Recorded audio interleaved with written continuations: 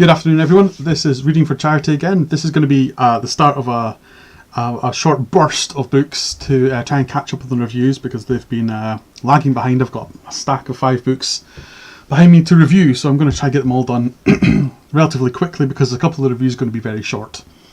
This is going to be one of them. So today's book was Memories of Ice by Steven Erikson. There isn't a huge amount to say about this book that I've not already said. So this book basically happens concurrently with Deadhouse Gates, and it's the flip side of the story. So the characters that you got to know about in Gardens of the Moon, when they all split up, this is what happens at the same time as Deadhouse Gates is happening. So this is 1,200 pages, just short of 1,200 pages long. Was it 1,194 pages long? So everything that I've said about Deadhouse Gates and Gardens of the Moon also stands for Memories of Ice. It's a great book. The characters are fantastically well written. The story is ace. The criticisms that I said are exactly the same, which is it's far too freaking long. It should be 3 books rather than 1. But the story's enjoyable, the characters are enjoyable. There's very little I can say about this book that I haven't already said twice, and I was struggling to think of something different to say about this, rather than just listing the story, which I don't want to do because, for starters, it's a 1,200 page book. It would take me half an hour just to list the story, and I feel that's pointless in any of them unless I've got criticisms. And it's hard to make criticisms of the story quite a lot of the time because the elements in Steven Erikson's books in particular are very high fantasy. It's the difference between the Glenn Cook's books and Steven Erikson books. The Glenn Cook's one, with several small exceptions, are very low fantasy. Even the magic levels of most of the magic users are kind of low level illusions. That's the best they've got. It's glamours and prestigitation. That was almost a word. There's no real high power magic with the exception of, the Lady and some of the Taken.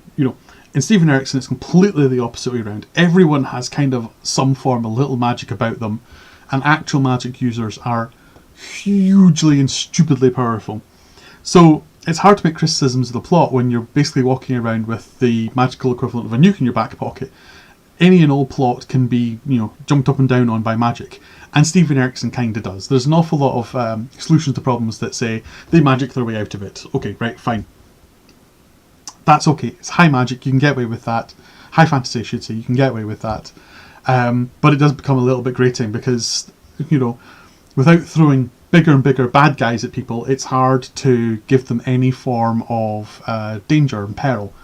Quick Ben is the perfect example of that. Quick Ben basically can just throw more magic power at anyone else at any situation. So he never feels like he's really, he might feel he's in danger, but the character there, the reader, never really feels like he's in danger because he can just ramp up the power levels to another level, right? Okay, so there's more magic. I've got more magic too. It's high fantasy is great, but I read these 3 books back to back, and I struggle to do that with high fantasy because I get a little bit jaded. I was getting a little bit jaded by the end of Memories of Ice because it's, despite the writing being excellent and the world building being fantastic, it's like watching icebergs smash together. Genuinely, there's lots and lots of destruction, and it's hard to tell what's going on half the time. But there's lots and lots of power being involved. And that's again, without going back to the Glenn Cook books, which I think were a revelation to me in terms of the fantasy novels. I don't know how they're not as well known as they are. They were, I really liking the low fantasy over the high fantasy at the moment, I think. And by the end of Memories of Ice, I was like, I've read these books before, I kind of know what's happening.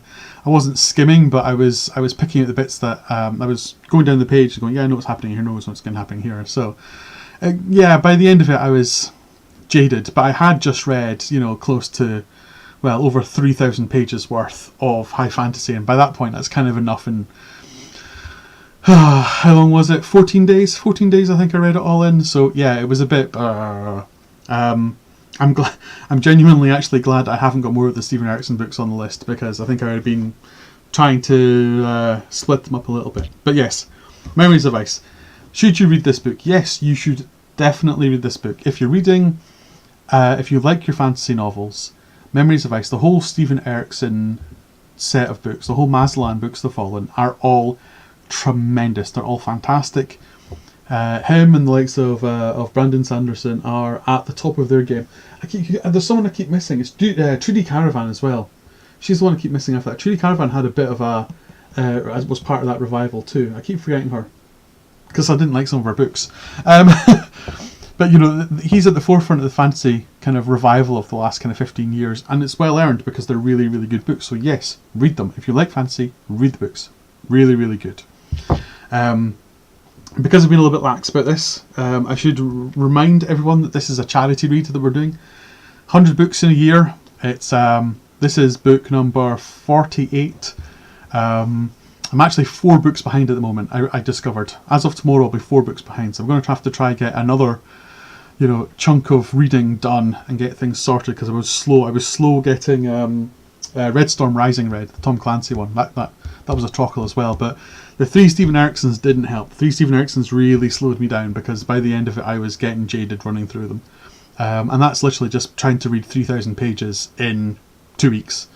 I really got by the end of it. But yes, doing this for the Archie Foundation. It's a fantastic charity. They help sick kids in the north east of Scotland. I'm proud to support them. Raised over £750 for them so far. I'd really, really, really like that to make it up to 1,000 by the end of this. Fingers crossed for that. But I'm going to do another review in literally 2 minutes. I will get off stream, change the title and get back on stream just so the titles of the VODs work.